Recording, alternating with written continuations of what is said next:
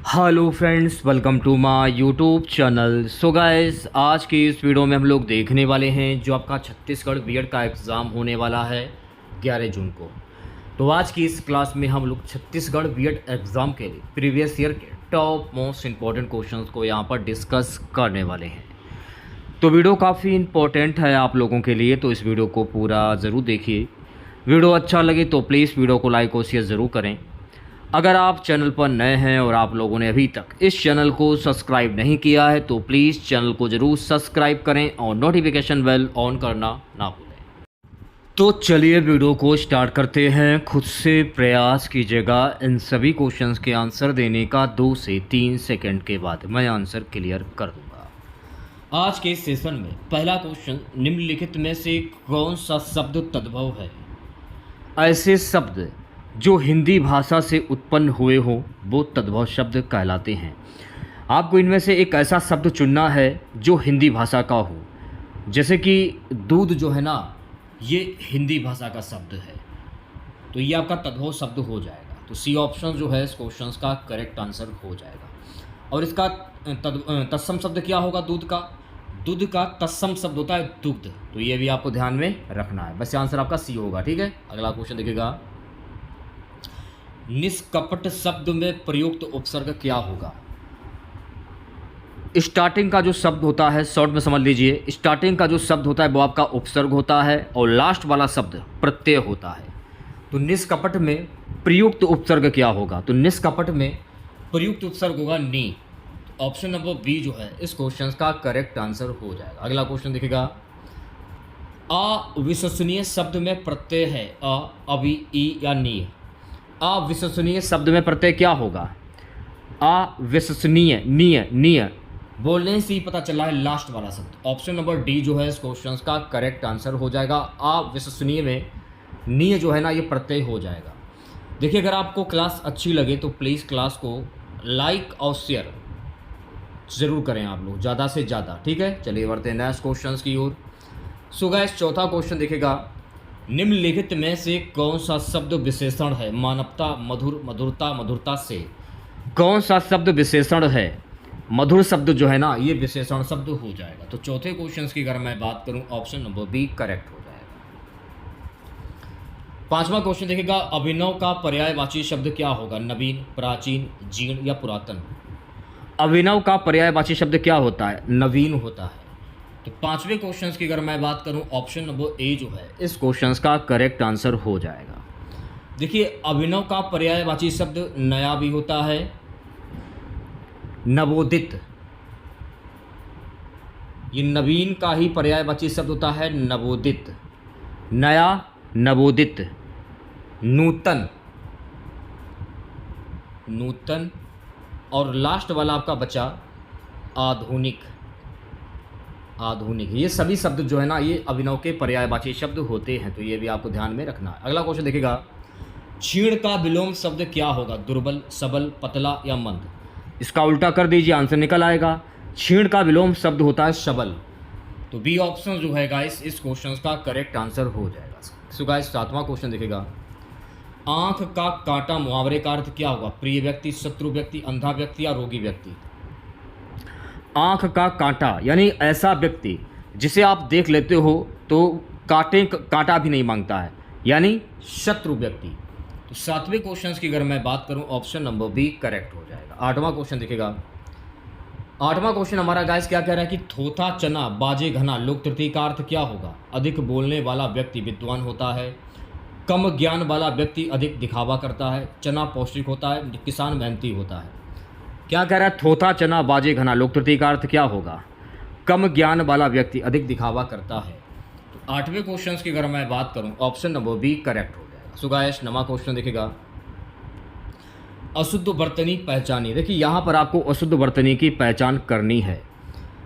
उज्ज्वल, ये अशुद्ध वर्तनी हो जाएगी। उज्ज्वल कैसे लिखा जाता है? उज्ज्वल को लिखने का जो तरीका है ना, वो ये रहा। उज्ज्वल ऐसे लिखा जाता है। ठीक है, चलिए बढ़ते हैं नेक्स्ट क्वेश्चन की। वो 10वां क्वेश्चन दिखेगा।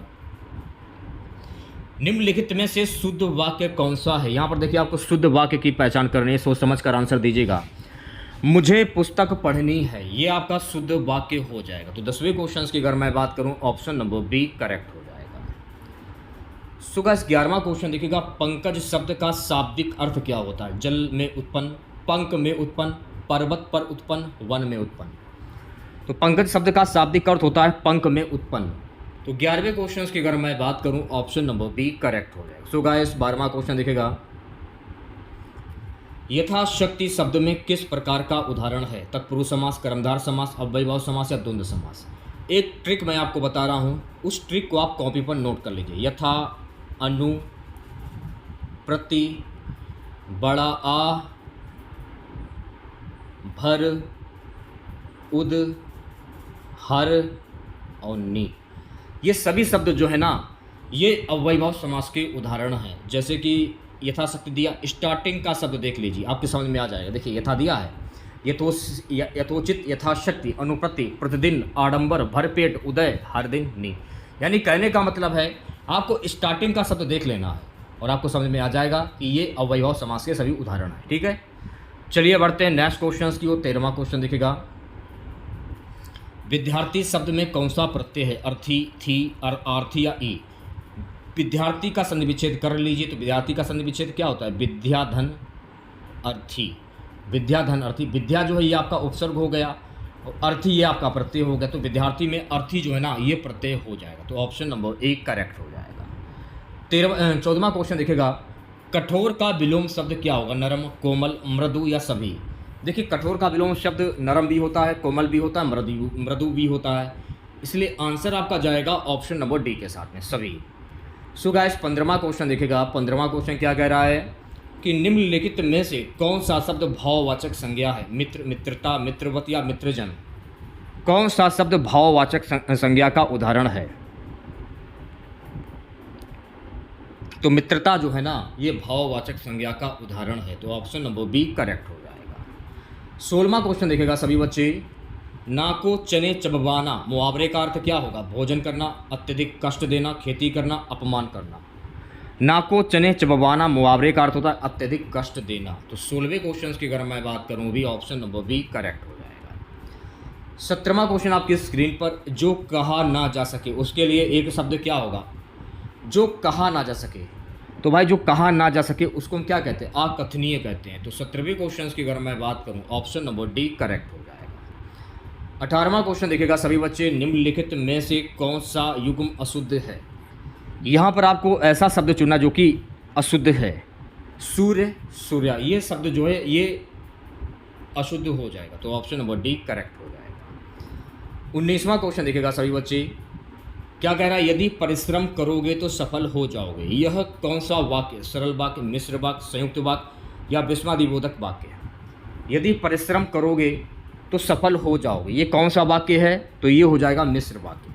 तो भाई 19वें क्वेश्चन की अगर मैं बात करूं, ऑप्शन नंबर बी करेक्ट हो जाएगा। 20वां क्वेश्चन देखिएगा, राम और श्याम विद्यालय गए, इस वाक्य में और क्या है? संबंध बोधक, समुचय बोधक, विस्मयादिबोधक या क्रिया विशेषण।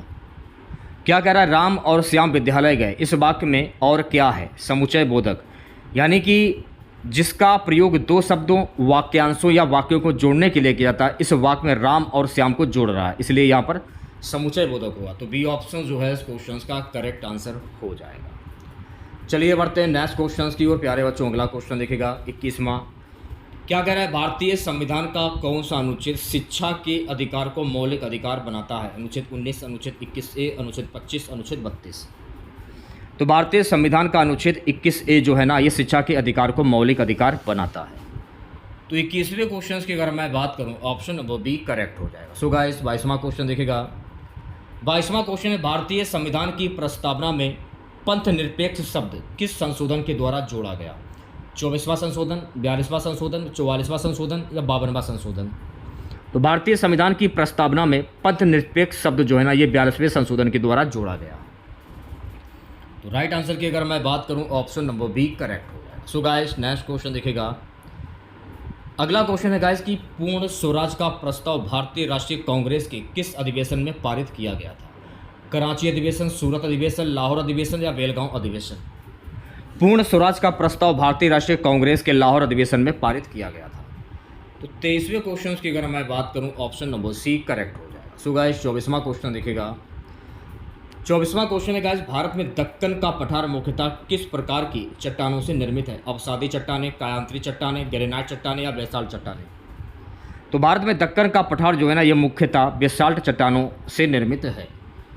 तो 24वें क्वेश्चन की अगर मैं बात करूं, ऑप्शन नंबर डी करेक्ट हो जाएगा। सो गाइस 25वां क्वेश्चन दिखेगा, भारत का एकमात्र सक्रिय ज्वालामुखी कहां पर स्थित है? लक्षद्वीप, बैरन द्वीप, कार निकोबार या द्वीप? तो भारत का एकमात्र सक्रिय ज्वालामुखी बैरन द्वीप पर स्थित है। तो भाई 25वें क्वेश्चन की अगर मैं बात करूं, ऑप्शन नंबर बी करेक्ट हो जाएगा। 26वां क्वेश्चन दिखेगा सभी बच्चे। 26वां क्वेश्चन, मानव विकास सूचकांक एसडीआई किस संस्था के द्वारा जारी किया जाता है? आईएमएफ, विश्व बैंक, यूएनडीपी या डब्ल्यूटीओ? तो मानव विकास सूचकांक एसडीआई जो है ना ये यूएनडीपी के द्वारा जारी किया जाता है। तो 26वें क्वेश्चन की अगर मैं बात करूं, ऑप्शन नंबर सी करेक्ट हो जाएगा। सो गाइस 27वां क्वेश्चन देखेगा, भारत में योजना आयोग का स्थान किस संस्था ने लिया? वित्त आयोग, नीति आयोग, राष्ट्रीय विकास परिषद, आरबीआई?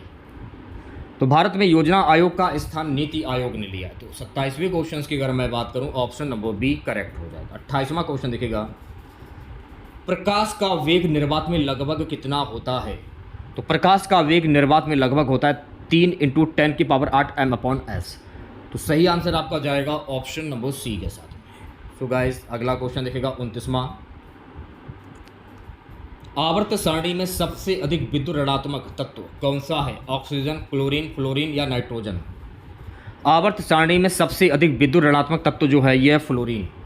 तो 29वें क्वेश्चन की अगर मैं बात करूं, ऑप्शन नंबर सी करेक्ट हो जाएगा। 30वां क्वेश्चन दिखेगा सभी बच्चे। 30वां क्वेश्चन है, मानव शरीर में मास्टर ग्रंथि किसे कहा जाता है? थायराइड, पिट्यूरी, एड्रिनल या अग्नाशय? मानव शरीर में मास्टर ग्रंथि किसे कहा जाता है? पिट्यूरी ग्रंथि को कहा जाता है। तो 30वें क्वेश्चन की अगर मैं बात करूं, ऑप्शन नंबर बी करेक्ट हो जाएगा। सो गाइस अगला क्वेश्चन, खेल रत्न पुरस्कार का नया नाम क्या है?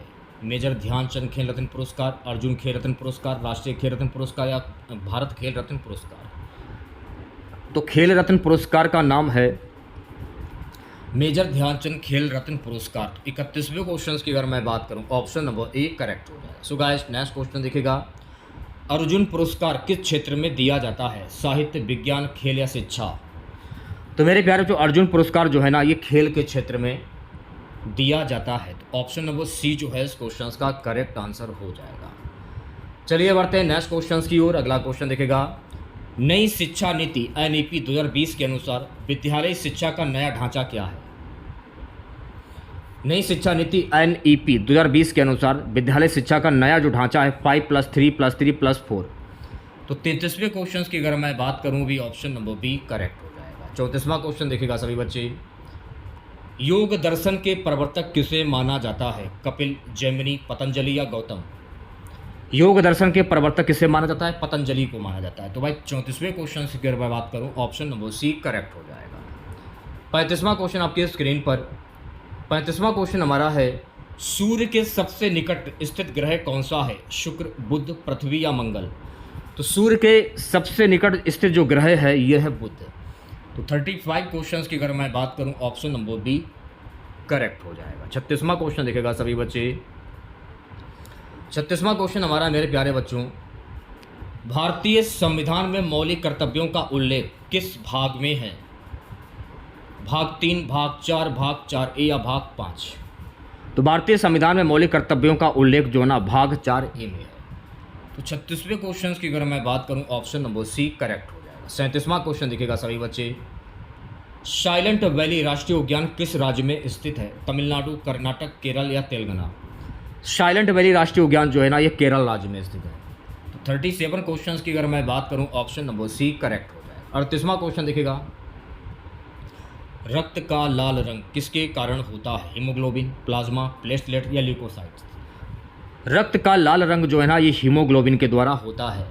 तो 38वें क्वेश्चन की अगर मैं बात करूं, ऑप्शन नंबर ए करेक्ट हो जाएगा। सो गाइस 39वां क्वेश्चन देखेगा, भारतीय राष्ट्रीय कांग्रेस की स्थापना कब हुई थी? 1885, 1887, 1890 और 1905? भारतीय राष्ट्रीय कांग्रेस की स्थापना वर्ष 1885 ईस्वी में हुई थी। तो 39वें क्वेश्चन की अगर मैं बात करूं, ऑप्शन नंबर ए करेक्ट हो जाएगा।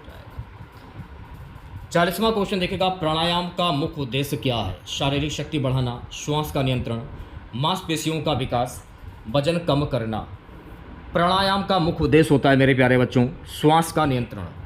तो 40वें क्वेश्चन की अगर मैं बात करूं, ऑप्शन नंबर बी करेक्ट हो जाएगा। 41वां क्वेश्चन देखेगा सभी बच्चे, पियाजे के अनुसार वस्तु स्थातित्व ऑब्जेक्टिव परमांश का विकास किस अवस्था में होता है? संवेदी गयात्मक अवस्था, पूर्व संक्रियात्मक अवस्था, मूर्त संक्रियात्मक अवस्था, औपचारिक संक्रियात्मक अवस्था। तो 41 क्वेश्चंस की अगर मैं बात करूं, संवेदी गयात्मक अवस्था, ऑप्शन नंबर ए जो है गाइस इस क्वेश्चन का करेक्ट आंसर हो जाएगा। 42वां क्वेश्चन देखेगा, निकटस्थ विकास क्षेत्र जोन ऑफ प्रॉक्सिमल डेवलपमेंट की अवधारणा किस मनोवैज्ञानिक ने दी? पियाजे, कोहलर, वाइगोस्की या स्किनर? निकटस्थ विकास क्षेत्र जोन ऑफ प्रॉक्सिमल डेवलपमेंट की अवधारणा जो है ना वाइगोस्की के द्वारा दी गई थी। तो 42वें क्वेश्चन की अगर मैं बात करूं, ऑप्शन नंबर सी करेक्ट हो जाएगा। 43वां क्वेश्चन देखेगा, कोहल वर्ग का नैतिक विकास सिद्धांत मुख्यतः किस पर आधारित है? अनुकरण, नैतिक तर्क शक्ति, बुद्धिलब्धि या स्मृति? कोहल वर्ग का नैतिक विकास सिद्धांत जो है ना ये मुख्यतः नैतिक तर्क शक्ति पर आधारित है। तो 43वें क्वेश्चन की अगर मैं बात करूं, ऑप्शन नंबर बी करेक्ट हो जाएगा। सो गाइस 44वां क्वेश्चन देखेगा, सीखना अंतर्दृष्टि का परिणाम है, यह किसने प्रतिपादित किया? स्किनर, थॉर्नडाइक, पावलोव या कोहलर? सीखना अंतर्दृष्टि का परिणाम है, ये प्रतिपादित किया था कोहलर ने। तो 44वें क्वेश्चन की अगर मैं बात करूं, ऑप्शन नंबर डी करेक्ट हो जाएगा। 45वां क्वेश्चन देखेगा सभी बच्चे, थॉर्नडाइक के अधिगम सिद्धांत का प्रमुख नियम कौन सा है? प्रभाव का नियम, पुनर्वलन का नियम, तरपत्र का नियम, दोनों ए और सी? थॉर्नडाइक के अधिगम सिद्धांत का प्रमुख नियम जो है डी, यानी ए और सी। तो ऑप्शन नंबर डी जो है गाइस इस क्वेश्चन का करेक्ट आंसर हो जाएगा। चलिए बढ़ते हैं नेक्स्ट क्वेश्चन की ओर। 46वां क्वेश्चन हमारा है, निम्न में से कौन सा आंतरिक अभिप्रेरणा का उदाहरण है? पुरस्कार पाने के लिए पढ़ना, दंड से बचने के लिए पढ़ना, ज्ञान प्राप्ति के आनंद हेतु पढ़ना, परीक्षा में अंक लाने हेतु पढ़ना? कौन सा आंतरिक अभिप्रेरणा का उदाहरण है? ज्ञान प्राप्ति के आनंद हेतु पढ़ना।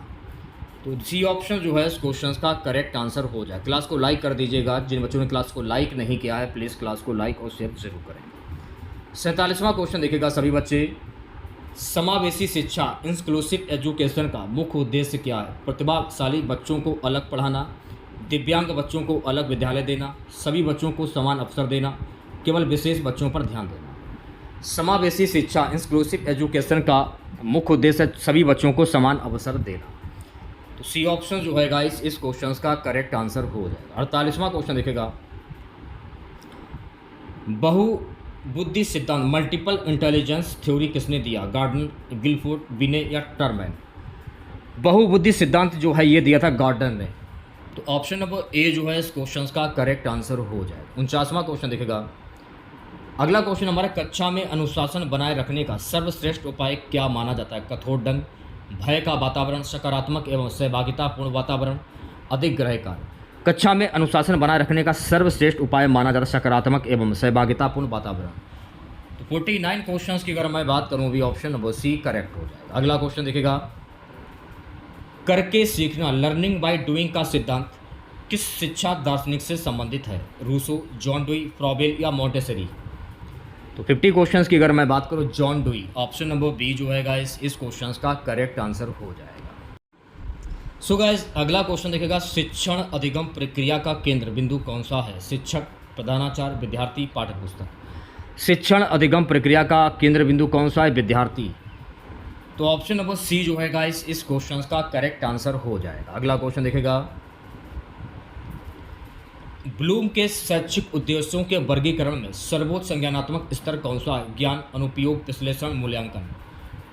ब्लूम के शैक्षिक उद्देश्यों के वर्गीकरण में सर्वोच्च संज्ञानात्मक स्तर है मूल्यांकन। तो भाई राइट आंसर की अगर मैं बात करूं भी ऑप्शन नंबर डी जो है इस क्वेश्चन का करेक्ट आंसर हो जाएगा। अगला क्वेश्चन देखेगा, निम्न में से कौन सी शिक्षक की सबसे महत्वपूर्ण व्यावसायिक विशेषता है? विषय ज्ञान, निष्पक्षता, सहानुभूति, उपयुक्त सभी? तो 53 क्वेश्चंस की अगर मैं बात करूं, उपयुक्त सभी, ऑप्शन नंबर डी जो है इस क्वेश्चंस का करेक्ट आंसर हो जाएगा। प्यारे बच्चों नेक्स्ट क्वेश्चन देखेगा, शिक्षक एक मार्गदर्शक है, ज्ञान का एकमात्र स्रोत नहीं, यह विचार किस शिक्षण दृष्टिकोण से संबंधित है? व्यवहारवाद, रचनावाद, प्रयोजनवाद या आदर्शवाद? तो राइट आंसर की अगर मैं बात करूं, रचनावाद, ऑप्शन नंबर बी जो है गाइस इस क्वेश्चन का करेक्ट आंसर हो जाए। अगला क्वेश्चन देखेगा, सतत एवं व्यापक मूल्यांकन सीसीई का मुख्य उद्देश्य क्या है? केवल वार्षिक परीक्षा लेना, विद्यार्थियों की समग्र प्रगति का मूल्यांकन, केवल बौद्धिक विकास का मूल्यांकन, केवल अंक देना। सतत एवं व्यापक मूल्यांकन CCE का मुख्य उद्देश्य है विद्यार्थियों की समग्र प्रकृति का मूल्यांकन। तो बी ऑप्शन जो है गाइस इस क्वेश्चन का करेक्ट आंसर हो जाए। अगला क्वेश्चन देखिएगा, उपलब्धि परीक्षण अचीवमेंट टेस्ट क्या मापता है? बुद्धि, अभिरुचि, सीखा हुआ ज्ञान एवं कौशल, व्यक्तित्व। उपलब्धि परीक्षण क्या मापता है? सीखा हुआ ज्ञान एवं कौशल। तो भाई सी ऑप्शन जो है इस क्वेश्चन का करेक्ट आंसर हो जाएगा। अगला क्वेश्चन देखिएगा 57, यदि परीक्षा में वही मापा जाए जिसके लिए उसे बनाया गया है तो यह किस गुण को दर्शाता है? विश्वसनीयता, वैधता, वस्तुनिष्ठता या मानकीकरण। यदि परीक्षा में वही मापा जाए जिसके लिए उसे बनाया गया है तो इस किस गुण को दर्शाता है? वैधता के गुण को दर्शाता है। तो सही आंसर आपका जाएगा ऑप्शन नंबर बी के साथ। अगला क्वेश्चन देखिएगा। सो गाइस अगला क्वेश्चन है, फॉर्मेटिव मूल्यांकन का उद्देश्य क्या है? अंतिम ग्रेड देना, चयन करना, अधिगम में सुधार करना, पदोन्नति देना। फॉर्मेटिव मूल्यांकन का उद्देश्य क्या होता है? अधिगम में सुधार करना। तो सी ऑप्शन जो है गाइस इस क्वेश्चन का करेक्ट आंसर हो जाएगा। अगला क्वेश्चन देखिएगा, एक प्रभावी शिक्षक की सबसे महत्वपूर्ण भूमिका क्या है? केवल व्याख्यान देना, अनुशासन लागू करना, अधिगम को सुगम बनाना, केवल परीक्षा लेना। एक प्रभावी शिक्षक की सबसे महत्वपूर्ण जो भूमिका होती है अधिगम को सुगम बनाना। तो सी ऑप्शन जो है गाइस इस क्वेश्चन का करेक्ट आंसर हो जाएगा। आज की क्लास का लास्ट क्वेश्चन रहेगा, बाल केंद्रित शिक्षा का मूल सिद्धांत क्या है? पाठ्य पुस्तक केंद्रित शिक्षण, शिक्षक केंद्रित शिक्षण, बालक की रुचि, आवश्यकता एवं अनुभव पर आधारित शिक्षण, परीक्षा केंद्रित शिक्षण। बाल केंद्रित शिक्षा का मूल सिद्धांत है बालक की रुचि, आवश्यकता एवं अनुभव पर आधारित शिक्षण। तो सी ऑप्शन जो है गाइस इस क्वेश्चन का करेक्ट आंसर हो जाए। तो कैसी लगी क्लास आप लोगों को कमेंट बॉक्स में ज़रूर बताइएगा। अगर आप लोगों को आज की ये क्लास अच्छी लगी हो तो प्लीज़ क्लास को लाइक कीजिएगा और अपने तमाम दोस्तों में क्लास को ज़्यादा से ज़्यादा शेयर कीजिएगा। अगर आप चैनल पर नए हैं और आप लोगों ने अभी तक इस चैनल को सब्सक्राइब नहीं किया है तो प्लीज़ चैनल को ज़रूर सब्सक्राइब करें और नोटिफिकेशन बेल ऑन करना ना भूलें। मिलते हैं नेक्स्ट वीडियो के साथ। जय हिंद, जय भारत।